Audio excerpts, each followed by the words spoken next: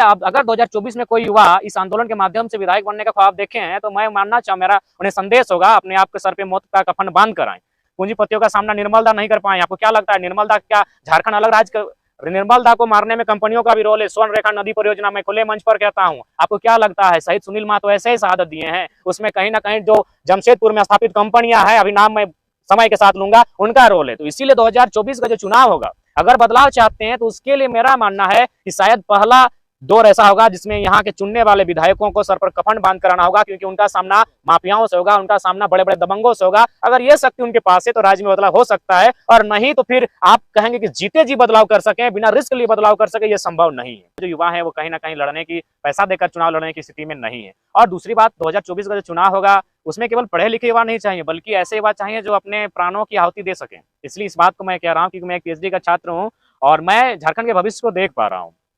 क्या देख पा रहा हूँ? आज हम लोग भाषा की बात कर रहे हैं, इसीलिए हमारा सामना माफियाओं से नहीं हुआ है। आज हम लोग खतियान की बात कर रहे हैं, इसलिए हमारा सामना माफियाओं से नहीं हुआ है। लेकिन आपको जानकारी होना चाहिए, ये झारखंड खनन और इंडस्ट्रियल बेल्ट में आता है। जब हम लोग कंपनियों में, कोयला के खदानों में एंट्री करेंगे, उस समय हमारा सामना कोयल माफियाओं से होगा, उस समय हमारा सामना यूपी बिहार के शूटरों से होगा। तो इसलिए अब अगर 2024 में कोई युवा इस आंदोलन के माध्यम से विधायक बनने का ख्वाब देखे हैं तो मैं मानना चाहूँ, मेरा उन्हें संदेश होगा, अपने आप के सर पे मौत का कफन बांध कर आए।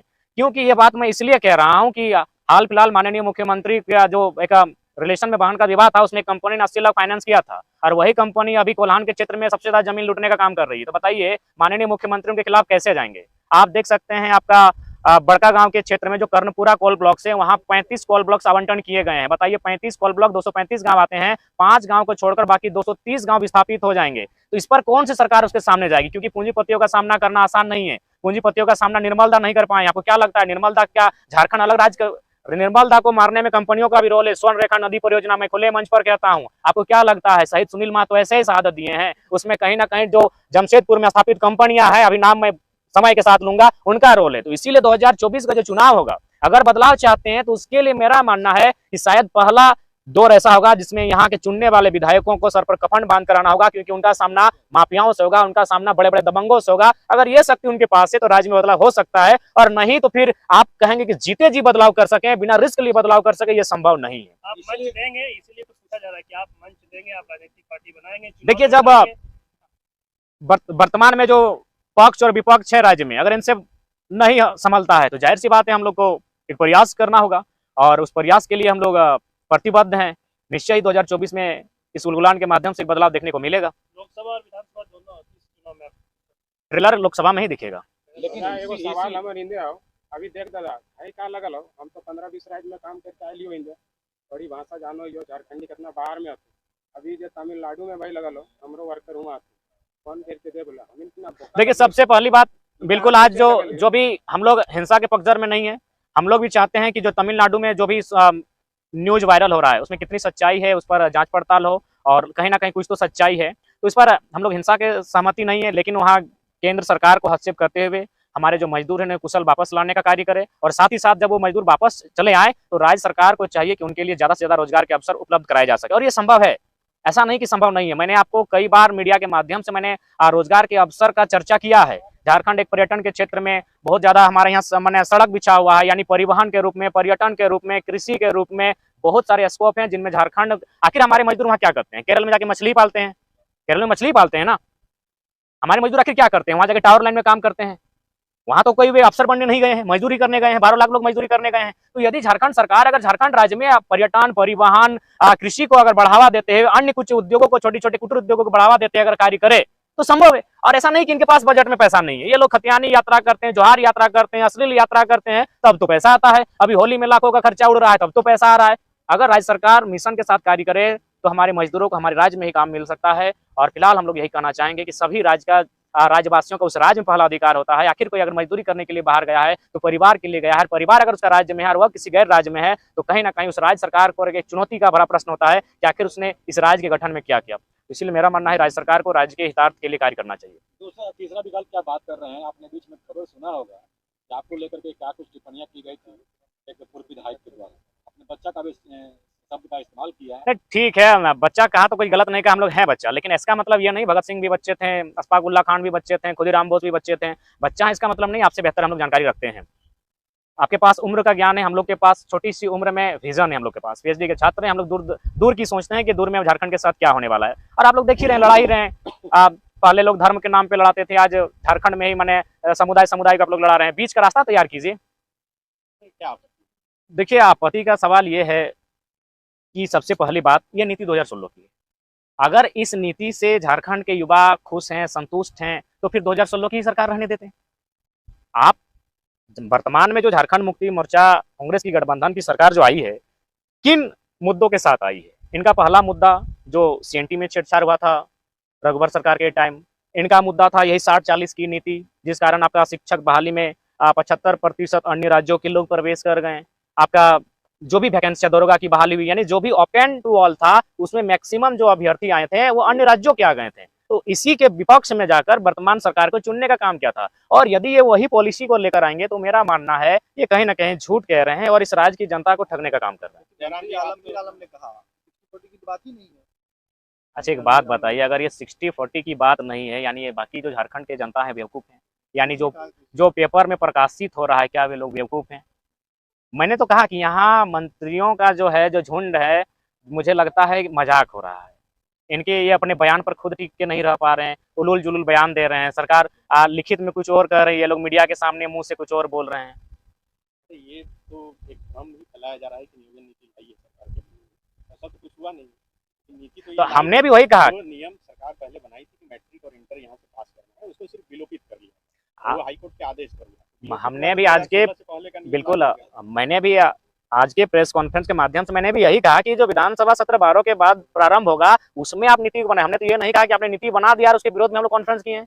मैंने तो ये कहा कि झारखंड के सरकार को इस प्रेस कॉन्फ्रेंस के माध्यम से हम संदेश देना चाहेंगे, मैंने डॉक्यूमेंट्री के साथ, कि बिहार के पास क्या पॉलिसी है, उड़िया के पास क्या पॉलिसी है, छत्तीसगढ़ के क्या पॉलिसी है। तो हम लोग इस प्रेस कॉन्फ्रेंस के माध्यम से, चूंकि विधानसभा का सत्र चल रहा है, राज्य सरकार को ये संदेश देने के लिए आए हैं कि आप भी झारखंड के हित के लिए क्या पॉलिसी बनाकर लाते हैं। हम लोग पॉलिसी तो बनी नहीं है, पॉलिसी बनी नहीं कि विधानसभा सत्र चला नहीं है, तो ये तो इस बात से हम लोग भी अवगत हैं। तो चूंकि विधानसभा का सत्र चलने वाला है, इसीलिए आज के प्रेस कॉन्फ्रेंस करने का उद्देश्य यही है कि आज के माध्यम से सरकार को संदेश जाए। मेरा भी सवाल है कि जो रामगढ़ चुनाव का रिजल्ट है, क्या लगता है हेमंत सरकार के खिलाफ मैंडेट है युवाओं ने दिया है? हाँ, कहीं ना कहीं राज्य सरकार की जो पॉलिसियां लगातार जो युवा सेटिस्फाइड नहीं कर पा रहे थे, राज्य की जनता को सेटिस्फाइड नहीं कर पा रहे थे, उसी के विपक्ष में जाकर उन्होंने मतदान किया है। और मुझे लगता है अगर यही रवैया रहा तो शायद 2024 में एक बहुत बड़ा बदलाव देखने को मिलेगा। लेकिन दुर्भाग्य ये है कि इस राज्य में अगर जेएमएम से लोग नाराज होते तो फिर जाके एनडीए के पास चले जाते हैं, एनडीए से नाराज होते हैं तो यूपीए के पास चले जाते हैं। यानी मेरे हिसाब से राज्य की जनता को 2024 का जब चुनाव हो उसमें तीसरे विकल्प को तराशना होगा, और नहीं तो फिर ये फुटबॉल के मैच की तरह होगा, गेंद एक बार उस रडार में जाएगी, उधर से किक इधर किया जाएगा और फाइनली इस राज्य की जनता फुटबॉल की तरह खेलती रह जाएगी और मैंने इधर से उधर लुढ़कती रह जाएगी। युवा चाहते हैं जयराम मतो मुख्यमंत्री बन जाए। युवाओं की बहुत सारी कमेंट्स आते हैं। तीसरा विकल्प देने का तो मौका था, लेकिन जयराम जी आप तो नहीं दिए। देखिए, सबसे पहला बात है कि हम लोग पहले ही बोलें कि हम लोग जो भी करेंगे कहेंगे 2024 में ही प्रेस होगा। उपचुनाव और साल 1.5 साल के लिए हम लोग रिस्क नहीं लेना चाहेंगे, ना हम लोग इंटरेस्ट लेना चाहेंगे। जो भी होगा 2024 में ही होगा। जो युवा है वो कहीं ना कहीं लड़ने की, पैसा देकर चुनाव लड़ने की स्थिति में नहीं है। और दूसरी बात, 2024 का जो चुनाव होगा उसमें केवल पढ़े लिखे युवा नहीं चाहिए, बल्कि ऐसे युवा चाहिए जो अपने प्राणों की आहुति दे सकें। इसलिए इस बात को मैं कह रहा हूँ कि मैं एक पीएचडी का छात्र हूँ और मैं झारखंड के भविष्य को देख पा रहा हूँ। क्या देख पा रहा हूँ? आज हम लोग भाषा की बात कर रहे हैं, इसीलिए हमारा सामना माफियाओं से नहीं हुआ है। आज हम लोग खतियान की बात कर रहे हैं, इसीलिए हमारा सामना माफियाओं से नहीं हुआ है। लेकिन आपको जानकारी होना चाहिए, ये झारखंड खनन और इंडस्ट्रियल बेल्ट में आता है। जब हम लोग कंपनियों में, कोयला के खदानों में एंट्री करेंगे, उस समय हमारा सामना कोयल माफियाओं से होगा, उस समय हमारा सामना यूपी बिहार के शूटरों से होगा। तो इसलिए अब अगर 2024 में कोई युवा इस आंदोलन के माध्यम से विधायक बनने का ख्वाब देखे हैं, तो मैं मानना मेरा उन्हें संदेश होगा, अपने आप के सर पे मौत का कफन बांध कर आए।